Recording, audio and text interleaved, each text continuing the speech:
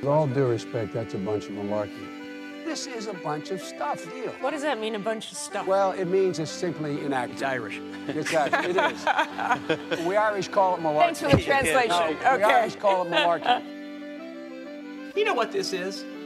Yeah, and I reserve this word for those rare instances when it's truly deserved. This is malarkey. That's a bunch of malarkey. From the King Spring Studios in Smyrna, Georgia, this is A Bunch of Malarkey. I'm your host, Charlie McMahon. Thank you so much for joining us. For those of you returning that listened to our pilot episode, thank you so much. And for all our new listeners, welcome. And we hope you stick around and refer our podcast to friends and family and spread the cheer. So it's another extremely hot day here in the Atlanta metro area. Just got in actually from a photo shoot for the cover of my new book that'll be out in 4 to 6 weeks or so, called A Whole Lot of Shenanigans. I'll be reading a story from that book later on in this podcast, so hang out for that. But the dog days of summer are upon us here in Atlanta, but I really can't complain, considering what's going on in the rest of the country, wildfires, dust storms, flooding. We have it pretty good down here, so I can't complain. But on a hot day like today, I really would enjoy a nice swimming pool. And as a matter of fact, I do live in a great neighborhood. It's a subdivision with about 225 homes, and we have a common area with 2 swimming pools, a clubhouse, there's tennis courts, playground for the kids, all the amenities you can think of that cost us, about $650 per household here in the subdivision. So it's not that bad for what you get. The only bad thing is, as an adult, or as an adult couple, I should say, my wife and I, who don't have children by choice, we can't get near the pool. It's overrun with a few hundred kids. Not that I deny children having a good time in summer, because I have fond memories of my childhood in the pool, hanging out, having a good time, but you go down to the pool at any given point in the day, and there's 300 kids splashing, screaming, and doing all kinds of crazy stuff down there. And you kind of feel uncomfortable as an adult without kids, going down there and hanging out with parents who have their children with them. People look at you like, what is this guy, like a pervert or some weirdo? So you really can't go down to the pool unless it's like 6 o'clock in the morning when nobody's there, or late at night when you're really not supposed to be in there. So, but to be honest with you, I really, when all those people are in there, I really don't want to go in the pool because of all the quote-unquote accidents that take place in the pool. Now, people are pissing in the pool. That's just a fact of life. When you're a kid, they tell you, if you pee, the water's going to turn red. And you kind of, they're pulling your leg. And I think everybody at some point in their life, especially as a child, has peed in the pool. Pee, not that I condone it, but you can deal with that. It's when someone shits in the pool that creates a problem. And it seems like on a weekly basis here in the subdivision, a kid is shitting in the pool, and they have to close it down, whether it slips out of their swim diaper or trunks, or I don't know. I don't have children, so I don't know why a kid shits in the pool. But anyway, when someone shits in the pool, what they have to do is they have to close down the pool and put up signage and have the pool company come down and treat it with chemicals and wait for a certain amount of time to go by before it's safe for everybody to swim, so you don't get sick from E. coli or what other parasites are growing in a shit-filled pool. So we have a social media page, a Facebook page for our subdivision, where people in the neighborhood communicate with each other from everything from the latest recipe to maybe a incident of crime in the nearby neighborhood, or an event that's taking place in the neighborhood for the kids. And they even let you know that there's an issue with the pool. So one of our board members gets on the page the other morning, and I believe it was Saturday morning, and said there was another shit incident in the pool. We had the signs up, but somebody took it upon themselves to walk in the gate, take down the signs, and now everybody thought it was safe for swimming and jumped in the pool. Meanwhile, the signs were up because they were waiting for the pool company to come to remedy the feces situation from the night before. That didn't stop the people from jumping in. They thought the rules didn't apply to them. They took the signs down. Everybody was swimming. one of the board members got wind of it and got up on the social media page, on the Facebook page, and went on a rant about how nobody's supposed to remove the signs. Now people were exposed to the shit in the water, and it created a whole to-do around here. So that's basically what you're dealing with. You know, you want to have a nice neighborhood, you want to have a nice pool to go into on a hot day like this, and you can't even get near it because of the kids, the shit, and all the other incidents that are taking place down at the pool. So it's basically, folks, I'm way too young for a 55 and over community, and I live in a subdivision with a ton of kids. So I'm like, kind of like in that in-between, what the hell do I do? You can't enjoy the amenities. So what do? So you just don't go in the pool. You sweat, or you take a nice cool shower like a psycho, and you get on with the summer. And you hope for fall and those cool, crisp days where you could sit outside by the fire pit and enjoy yourself. So, but the biggest thing about this pool closure is that I think she put up the sign, put up the post at 11 o'clock a.m. that the signs were back up, that the pool company was coming. But by 11:41, she posted again that the pool is now safe to be enjoyed, that the pool company was there. How in 41 minutes or 40 minutes, whatever it was, can chemicals kill all that bacteria after a shit turd was floating in the pool all night, or multiple shit turds? I don't know how many there were.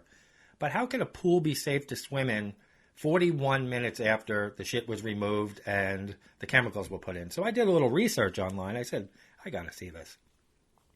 And I've read anywhere from 6 hours to 18 hours to 26 hours it takes for the chemicals to take full effect, cycle through the filter and all that, and get all the bacteria out of the pool. So even though the signs were down, the pool company came, they were still swimming in shit. So there you have it, folks. So that's what you're up against. You don't know what you're swimming in when you go to these water parks, public pools, and things like that. So honestly, I steer clear. Even if I could, and there weren't 1,000 kids swimming in there, I probably would refrain from going into these pools after what I witnessed in this subdivision and what I hear on the news. So speaking of the news and crap, the crazy things you find on Facebook. Facebook has become like the morning paper. You know, we don't get a New York Times or an Atlanta Journal-Constitution anymore. Print newspapers are kind of on the way out, if not fully out, in most metropolitan markets. So what we do is we get on Facebook and we scroll. We have our news feeds in there. We see what our friends had for breakfast, pictures of their kids going to school. We find out everybody's business, a few news stories, political stories, and we carry on with our day. So I'm scrolling through the other day, and I stumbled upon, I believe it was a USA Today story about those hand dryers in the public bathrooms. That, first of all, I've been saying this for years. Excuse me. I wrote a blog, I guess it was back in 2004, that said when you enter a public restroom, you should be given the option of paper towels or a hand blower. You shouldn't be forced to use the hand blower. Now, I'm a big recycling guy, big environment guy. I understand how much paper we use when we wipe our hands. We rip a big piece of paper off to dry our hands. But I read a story the other day that was disturbing about those hand blowers. And it basically went on to say, like, when you flush a toilet, if you don't have the lid shut, a phenomenon known as a toilet plume enters the air. It's basically all these germs that rush out of the toilet, all over the walls, the ceiling, and into the air of the bathroom. Now, that could be remedied in your own home because you have a lid to put down and you flush your toilet and you're fine. Problem solved. But in these public restrooms, first of all, you flush those toilets. They're like airplane jets, the way they sound when they take off. So you know you're getting an extra, it's propelled more into the air from the public toilets, and you don't have a cover to remedy it. But what's happening is when people are putting on those hand blowers, it is sucking the fecal germs and other bacteria into the hand blower.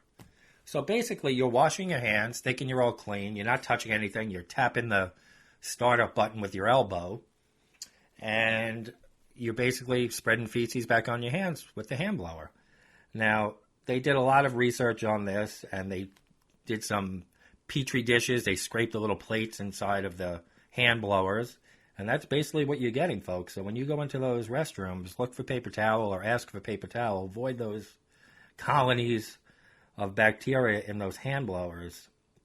and pathogens and all that kind of stuff. Mold spores, fecal matter. You don't want to get anywhere near that. And obviously, I don't have to tell you to avoid those mints if they're not individually wrapped on the way out of the restaurant, because people are pigs and they don't wash their hands, or they're rubbing it under a hand blower that's recontaminating their hands. But I've always been suspect of those hand blowers long before I read this story. And that takes me back to a story from 1992. Yeah, that was a long time ago. I still had kind of like a mullet going, some really bad eyeglasses, a really weird-looking mustache, probably still wearing a little Dracar, and dancing around to Crisscross Will Make You Jump, Jump, all that kind of stuff. So it's back in 1992. I was I was an assistant manager at a drugstore chain in New York on Long Island. And it was a unique store because it was part of a chain, but the 4 stores that I was a part of were kind of independent of that chain, although we were under the same umbrella. We did all of our in-store purchases. In other words, if we needed Listerine, a representative from Listerine would come in, and the manager or I would sit down with that sales rep, and we would negotiate a price, and we would buy it in bulk, like a pallet or 2 of that Listerine or any other product. We sold everything from milk to apple juice to cosmetics. We had a pharmacy, everything. Picture a supermarket sized drugstore with everything in it. So we had these sales reps coming in on a daily basis. They would make an appointment to come see us, and they would come in and meet with us and negotiate the prices and fill out their orders, and we would sign the orders, and in a few days or sometimes a week or 2, we would have the product. So there was this one sales rep named Marianne. Marianne was maybe in her 30s. She was a short lady, about 5'1", maybe 140 pounds, but she had an ass on her. I'm not exaggerating, and not that I want to degrade women or anything, but I just have to set the tone for this story. It was almost like someone put an air pump in each cheek of her ass and pumped it up. This ass was like disproportionate with her body. It was like 6 axe handles wide. It was like, picture the TSA when you go to the airport, the screeners, those women in those skin-tight pants with the really big ass. Now multiply that ass by 2 or 3 on a small frame woman. It was just very odd. I don't know where she bought her pants, but she was a nice lady nonetheless, and we all got along with her. She was great. She was a picture frame sales rep. So one particular day, I was in the break room having lunch with a few of my employees. Now, in the back of the store, you would go from the sales floor where all the products were into these 2 swinging doors. Immediately to the right were the restrooms. And if you look to your left, there was a very small corridor which led to the break room where we would have lunch. We had a microwave and a stove, and typical break room you would have at any company. So we were right around the corner from the restrooms. So about 10 minutes into our lunch, we're all eating and joking around, and there must have been 5 or 6 of us around the table. All guys. There was no female there. So Marianne, the big-ass frame lady, came into the break room, and we sat on metal folding chairs around the table. She says, "Charlie, could I borrow one of these folding chairs?" So I said, "Sure, Marianne, no problem." So Marianne walked away with the metal folding chair folded up. So I assumed that Marianne was headed out to the picture frame aisle. It was a very long aisle, and it took a while for her to put her order together. So I figured when she got to those low-lying shelves where she had to look for the SKU on the little tag and fill out the order, she needed to be low to the ground, so a folding chair would help her rather than squatting and sitting on a dirty floor. So I said, "Sure, Marianne, take the chair, do what you have to do, and bring it back when you're done." So we continued on with our lunch, and a few minutes later, we heard a very loud crashing sound coming from the area of the restrooms. So we all looked at each other and said, "What the hell was that?" So we had a lot of elderly people coming in for prescriptions. Some of them would take their prescriptions, use the restroom. So we thought that maybe an old lady fell in the women's room. Now, we didn't have a female employee immediately on hand in the break room. It was just me and 4 or 5 other guys. So we were nervous that an old lady fell in the restroom and cracked her head on the tile. So I said, we better take a look in the ladies' restroom and see if anybody fell. Now, there were all stalls in there, so if somebody was going to the bathroom, we wouldn't see anything. But it's a common bathroom, not a single occupancy, so it had A door you just push and you could peek inside. Now, immediately when you open the door and look to your left, the hand blower was on the wall to the left. So we gently opened the door about an inch or two, slightly ajar, and there we saw Mary Ann, the picture frame sales rep, standing on the folding chair that we had just given her, with her pants and underwear around her ankles, with the, true story, folks, with the hand blower nozzle pointed upward rather than down. It was like a metal adjustable one that you could turn to the side, up and down. So she had it pointing in the air, and she was hovering her rear end over the nozzle of the hand blower, like drying off her ass or something. So but her back was to us, so she didn't know that we saw her. So it was like seeing a ghost. We didn't know what to think. Here we saw a woman we see every week or two. We just saw her big ass right in our face, hovering over the hand blower. So we all went back to the break room stunned. We were all red-faced and just looking at each other like, did we just see what we think we saw? So we didn't even know. We were trying to process it. We debated what she could be doing with the chair and the hand blower. We couldn't figure out. Maybe she had an accident and she dried herself, but there's plenty of paper towel and toilet paper in there. So we were trying to come up with different scenarios as to what she could have been doing in that restroom. So this has been a mystery since early '92. I think it was the spring. So Marianne, a few minutes later, came back with the chair, not having any idea that we just saw her ass over a hand blower, said thank you for the chair, and went back to the aisle to fill out her order. Now, word got around fast within the store employees. Marianne was, had her ass in the blower, and we joked about this for years. But Marianne never knew that we knew, or so we think. But some of the employees that witnessed it with me and didn't witness it, that heard the story, when Marianne would come in, they would say, Charlie, is the hand blower working in the ladies' room? I think somebody said it's broken. Did you call the repairman? And Marianne would just look like when we said hand blower. Or somebody would say a week or two later, Charlie, I think something's clogged in the hand blower. I think you need to call. So after a while, she must have known that we knew that she had her ass in the hand blower. So my question to all my listeners is, what do you think Marianne was doing on that chair with her ass in the hand blower? So you can comment on Facebook, Twitter, or on the feed that I post for this website, for this podcast, I should say. But I really want to know. I mean, that's a strange occurrence in a restroom. I mean, I'm sure there's strange things that go on all the time in public restrooms. I've never been a fan of public restrooms, but, sometimes you just have to go and you have to pee or whatever in there.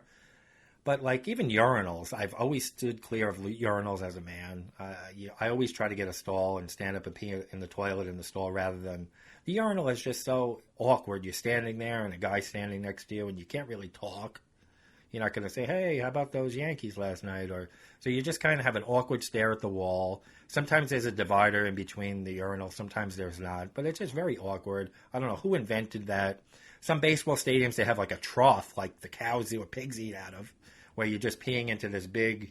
I don't know who came up with this stuff. Like, let's put a big bathtub trough type thing, and everybody will just pee in it, and we'll just be one big happy family. I don't get the whole public restroom thing. So you have to fear asses and hand blowers, bacteria, all kinds of stuff when you go in these weirdos in there, all kinds of stuff when you go in these restrooms. So I want to know, and post in the comments on Facebook or on the podcast site, what is the strangest thing you ever saw in a public restroom?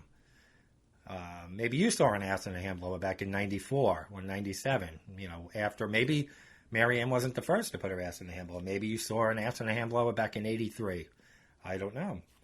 But we want to hear your craziest public restroom story. And I'm looking forward to seeing those comments, and we'll read them next time on next week's show. I will have a co-host.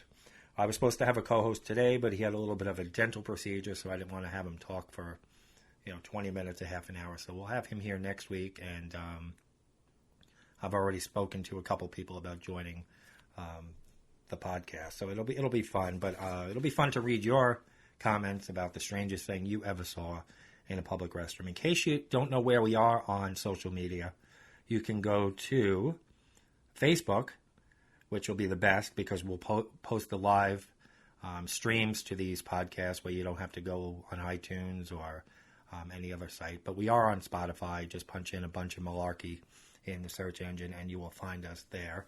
But go on Facebook. In the little search bar, type in A Bunch of Malarkey Pod Show, and you will find us there. Like the page, and then you'll be up to date on everything we're going to be talking about on the show, and you'll be up to date on whenever we post a brand new show up on the podcast. If you like Twitter, it's at Malarkey Pod Show on Twitter. So those are our social media links. Definitely like the Facebook page. That's where you're going to get everything. All the feeds and everything like that. So I mentioned earlier that I had my photo shoot today for my book that's going to be coming out. It's called A Whole Lot of Shenanigans. For those of you who don't know what the book is about, I will enlighten you. From January of 2016 until early 2018, March of this year, I took a job in a parking lot. It was right across from the courthouses, I should say, here in a metro Atlanta suburb. I won't tell you which one because nowadays you have to be afraid of getting sued or whatever. So I'll just say it was a suburban Georgia township near courthouses. So I took a job, you could say managing a parking lot because I was the only employee there. The owners were pretty much absentee owners. They basically gave me the keys to the little shack on the grounds and said, it's all yours. So it wasn't like I was running Bloomingdale's. It was the first job I ever had. And I worked retail. I worked in corporations. I worked in large pharmaceutical companies, small businesses. I've run my own business. For those of you who know me, you know I run a DJ and entertainment business. But this was the first job in my life where, because of the setting, it's a parking lot. It's very, what's the word I'm looking for? It's a setting where you can basically don't have to take shit from people. And I always gave people the benefit of the doubt when I worked there. Very nice to everybody. Knew they were coming to court in a lot of cases, had a lot of stress in their lives, and tried to be welcoming and helpful to everybody. But, about 25%, maybe 30% of the people that came there had a chip on their shoulder, didn't want to pay for their parking, gave you an attitude about everything, and they did not expect to get it right back to them. People who just didn't want to pay, broke the rules, parked in several spots, came up with an attitude. This was the first job in my life that I was able to basically tell them, hey, go fuck yourself, and with no repercussions. I had nobody to report to. The owners basically were hands off, and it was mine to run. So the book is about all my interactions with crazy customers, those not just that I had fights with, but people I called out on big stuff, petty stuff, just crazy things that they did, behaviors by customers, people coming to court. It's really, I'm from New York, so really nothing is supposed to surprise me. They say there's that expression, only in New York, and that's what I thought, that all the crazy people somehow all lived in New York. But I'll tell you, folks, the South is known for its Southern hospitality and nice people, and don't get me wrong, I love it down here. I still love New York, but it's different here. And for the most part, people are more cordial. It's a slower pace. People take the time out to get to know you for the most part and want to talk to you. And it was a little weird when I moved down here 7 years ago. The other day was our 7-year anniversary down here. So it was a little different when we moved down here. People in supermarkets saying, hey, how are you today? And I was like, my first impression was like, who the hell are you? What do you want? But then you start to realize that it's just the culture down here. But believe me, there are assholes everywhere. There's assholes in California, in Texas, in New York, in New England, everywhere. So I just happened to come across a good percentage of these people. I'm not saying that everybody going to court's guilty or prejudging anybody. I'd never do that. But a lot of these people, they were coming there for a reason, folks. And these interactions are hysterical. I think you really, really, really like the book. But I'm going to read you a story. It's not a major story, but I think it's funny. It's just an example of how I was able to call people out on the most trivial of things and get away with it. The name of the story is called The Candy Conniver, and this took place the week before Christmas of 2017, just last year, a few months ago. So here we go with The Candy Conniver. Around the holidays each year, at my own expense, I would put out a large bowl of candy for my customers to enjoy. The candy was usually those individually wrapped soft peppermint puff candies. I thought it was a nice gesture and hoped that it would put people in some sort of holiday spirit. Within an hour of putting out the first big bowl of those candies, people started grabbing handfuls of the candy, so much so that it forced me to tape a sign to the bowl that said, "Please take one." I knew this would not stop everyone from being a glutton, but I hoped it would help a bit. A week before Christmas, a middle-aged man came up to the window. We're going to call him Childless Chuck. Childless Chuck said, "Good morning." "Oh, candy." "Yes, good morning, sir. Please take one and enjoy." Now Chuck's putting one in his mouth. "These are so good." "Glad you like them, sir. Will you be paying cash or paying by card for your parking today?" "I think I'm going to be paying cash. Here you go. I'm over in spot 33, a couple of spots down here from this booth." "Okay, sir, thank you so much. Here's your ticket. Have a happy holiday." "You too," Childless Chuck said. "I'm going to take some more of these for my 3 kids that are waiting in the car." Now he grabs 2 giant handfuls of these mints. I just stared at him in disgust. Chuck turned to me and said, "What's wrong? Am I supposed to go back to my car, eating candy, and not offer any to my kids?" Excuse me, sir. I didn't say anything." "But you looked at me like you were pissed off." "Sir, that's my default resting face." "By the way, where are your kids?" "I told you, they're over in the car." "Okay, well, happy holidays to them too, and I really hope they enjoy the candy." Childless Chuck started to walk away, only to be stopped by a woman he knew. They proceeded to have a conversation right in front of my booth. Honest Holly, her name is, I'll call her. She turns to Chuck and says, "Chuck, how have you been? So good to see you." "Hey, Holly, I'm good." "How are things going? I'm so sorry about how things ended." "On to bigger and better things, Holly. I start my new job after the holidays." "Well, I hope everything works out for you, Chuck. How's your mom doing?" "Oh, Holly, she's good. How's your family?"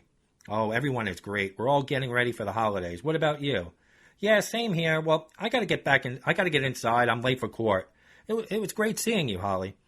"Nice seeing you too, Chuck. Say hi to your mom for me." Chuck ran off to court and right past his parking space, number 33, which was 3 spots away from my booth. No kids were in the car, nor did he stop to get any kids. Could he have lied about having kids in order to bilk extra candy from me? Holly then approaches my window. "Good morning, ma'am. How are you today?" "Good morning. The decorations you put up are so nice. Are you all set for Christmas?" "Oh, thank you, ma'am. I'm glad you like them." "Yeah, I'm all set. How about you?" "Oh, I'm getting there. You take credit cards, right?" "I sure do, ma'am." "But can I ask you something?" "Sure." "The guy you were just chatting with." "Oh, yeah, Chuck." "Yeah, do you know him well?" "Yeah, I know him pretty well. He worked with me for 3 years. He was just let go a couple of weeks ago. What a shame right before the holidays. I felt bad for him. This is a terrible time to be getting fired. But he just mentioned he found another job, but I hope it works out for him. And I happen to know his mom, too. Why do you ask?" "Do you know if he has 3 kids?" No, he doesn't have any kids. As a matter of fact, he lives with his mom. He's not married or anything." "I knew it." "Knew what?" "Long story, but he just raided the candy dish, and he said that he had 3 kids waiting in the car. I had a gut feeling he was lying. I didn't see any kids." "Sounds like something Chuck would do. He used to steal supplies from the office. That's why they fired him." "Well, ma'am, that's interesting. Well, here's your receipt. Thank you so much for the info, and have a happy holiday." "You too, thanks. Sorry Chuck stole all that candy." "No worries, ma'am."